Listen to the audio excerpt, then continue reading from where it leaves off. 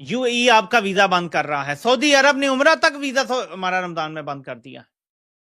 पूरी दुनिया पाकिस्तानियों के वीजे बंद कर रही है। ये है फौज की खारजा पॉलिसी, क्योंकि इन्होंने दहशतगर्दी का ये जो हवा खड़ा किया है, इससे भी बड़े मसाइल होते हैं। आप खुदा के घर को भी अगर स्पेयर नहीं कर रहे तो imagine what kind of Muslim you are. ये बहुत बड़ा क्वेश्चन मार्क, बहुत बड़ा क्वेश्चन मार्क।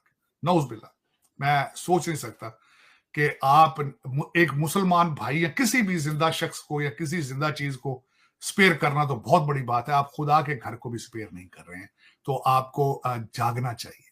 यूएई में भी ये परसेप्शन होगी, सऊदी अरेबिया में भी ये परसेप्शन होगी, यूके में भी ये परसेप्शन, मिडल ईस्ट में कि ये हर जगह पे कि पाकिस्तानी गंद बांध देना है। मतलब we are creating this, no Indians don't do this. Pakistani काम नहीं करते, वो जिम्मेदार भी हैं, लड़ते भी नहीं हैं, झगड़ते भी नहीं हैं, काम करते हैं पूरा, चोरी भी नहीं करते, झूठ भी नहीं बोलते। पाकिस्तानी जो हैं वो आके यहाँ चोरी भी करते हैं, काम भी नहीं करते। कि हम एज अ कौम,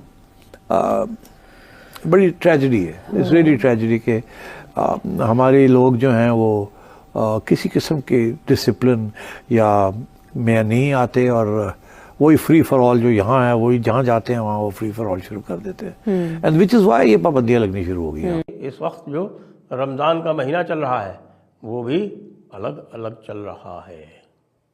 रमज़ान के महीने में अरब में क्या हो रहा है?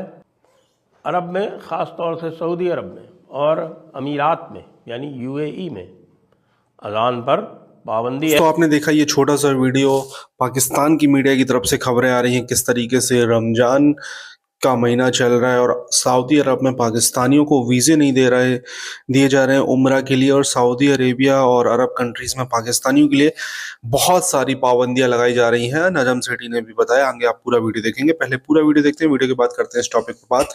प्लीज़ चैनल को सब्सक्राइब करेगा। मैं मिलता हूँ वीडियो के last. We have not exported terrorists, तो क्यों इस लिस्ट में डाला गया?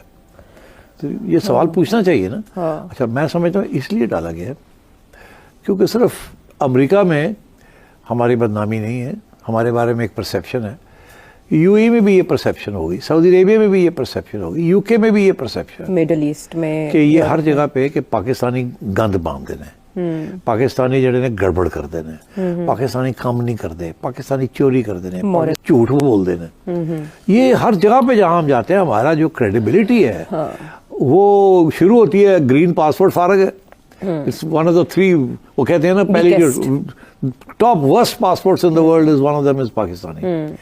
बिकॉज ये हम जो हरकतें करते हैं जिन मुल्कों में हम जाते हैं और वो वहाँ उसकी वजह से हम बदनाम हैं। और जब भी कोई वहाँ लड़ाई झगड़ा होता है या कोई मारा जाता है या कोई रेशल अटैक होता है तो समझ लीजिए पाकिस्तानी होएगा। Because we hit the news so often. हमारे यहाँ ब्लैक शीप इतने हैं, वो आप कहते हैं ना कि वाइट शीप के अंदर एक ब्लैक शीप, इतने थे मेरा ख्याल है ब्लैक शीप के अंदर ही कोई वाइट शीप नजर आ जाते हैं। Baa baa black sheep, baa baa black sheep ही है। All black sheep. अच्छा, अब ये यूएई जैसे मुल्क, you know they are stopping us. ना भारत में, मलेशिया में, इंडोनेशिया में, बल्कि अफगानिस्तान में भी नहीं हो रहा है जो आप कर रहे हैं, क्योंकि आपको पता ही नहीं इस्लाम क्या चीज है। आप खुदा के घर को भी अगर स्पेयर नहीं कर रहे तो imagine what kind of Muslim you are. ये बहुत बड़ा क्वेश्चन मार्क, बहुत बड़ा question mark.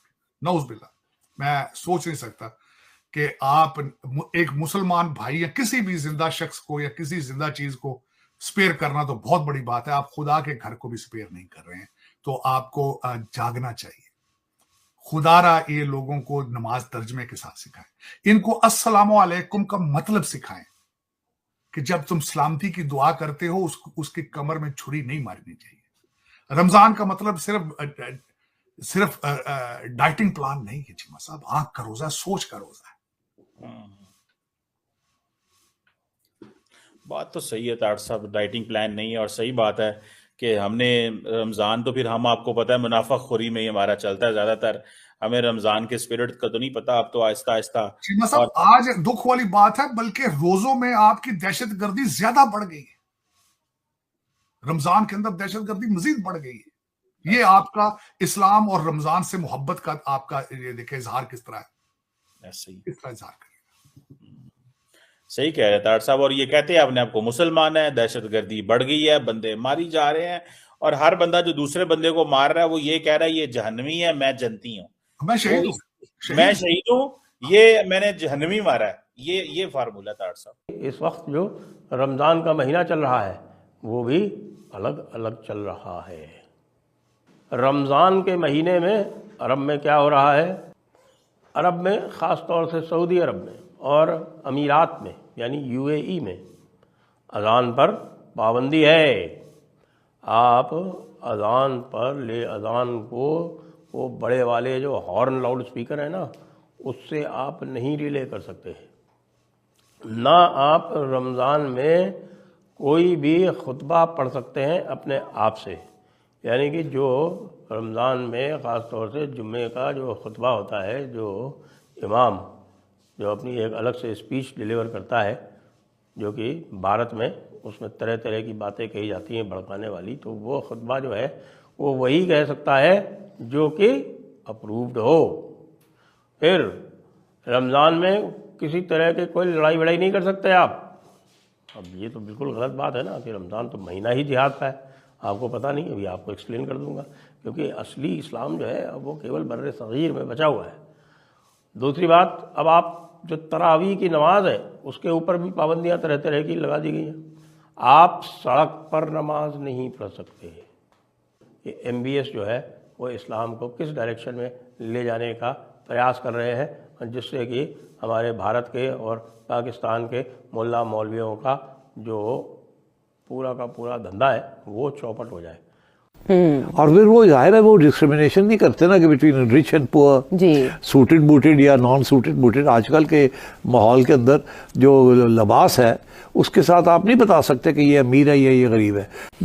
We are basically we discredited ourselves across the world. मतलब we are creating these, no Indians don't do this. Pakistani काम नहीं करते, तो हमारे यहाँ तो 70% पाकिस्तानी थे, अब 70% इंडियंस हैं।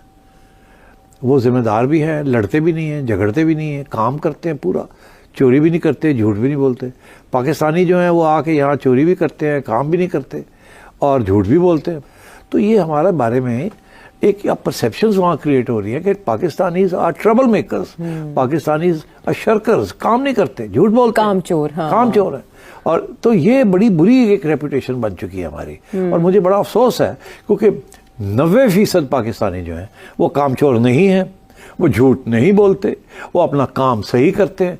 मगर ये जो 5% 6% जो लोग हैं वो काम खराब कर देते हैं। और आजकल के हालात में जहां उन मुल्कों में उन्होंने सियासी सरगर्मियां बंद कर दी हैं, यही वो 5-6% है वो शुरू हो जाते हैं सियासी सरगर्मियां करनी और ये जलसे जुलूस करने और इस किस्म की बातें करने। तो वो तो मुझे याद है वो तो रोते थे कि यार इनको को बंद करे, हम तो यहाँ सियासत अलाउ ही नहीं करते। तो ये आ गए अपने PTI के लेके झंडे लेके आ गए हैं यहाँ और ये शुरू हो गए डेमोन्स्ट्रेशन करना। इनको कहे बंद करें नहीं तो हम भेज देंगे वापस। तो उन्होंने बंद तो नहीं किया, अभी भी वो लगे रहते हैं, इधर उधर करते रहते हैं। तो उन्होंने फिर सबके ऊपर ही पाबंदियां लगा दी। वीजा देना ही तो यही होता है, अमेरिका में भी आप देख रहे हैं, तो और बरतानिया में भी ये हो जाएगा किसी स्टेज पे। यूरोप में तो ऑलरेडी होना शुरू हो गया है। तो मैं ये समझता हूँ कि हम एज अ कॉम बड़ी ट्रेजेडी है, इट्स रियली ट्रेजेडी के हमारे लोग जो हैं वो किसी किस्म के डिसिप्लिन या में नहीं आते और वही फ्री फॉर ऑल जो यहाँ है वही जहाँ जाते हैं वहाँ वो फ्री फॉर ऑल शुरू कर देते हैं। तो दोस्तों ये वीडियो यहाँ पर होता है खत्म। बात हो रही थी पाकिस्तानियों के बारे में। पाकिस्तानी अरब के अलावा मैं पाकिस्तानियों की सबसे बड़ी इंसल्ट अगर मैंने देखी है तो वो देखी है टर्की में।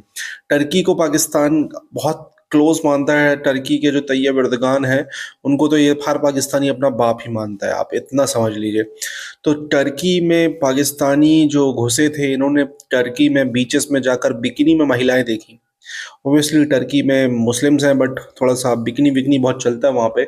तो बिकनी पे महिलाएं देखी तो उन्होंने क्या किया, अपना कैमरा चालू किया, फ़ोन का फ्रंट कैमरा, और अपनी फ़ोटो के साथ उन बिकनी वाली महिलाओं की फ़ोटो कैप्चर करने लगे। उसके बाद टर्की में एक मूवमेंट चालू हुआ, ट्विटर पर भी ट्रेंड करने लगा, go back Pakistani, get out Pakistani.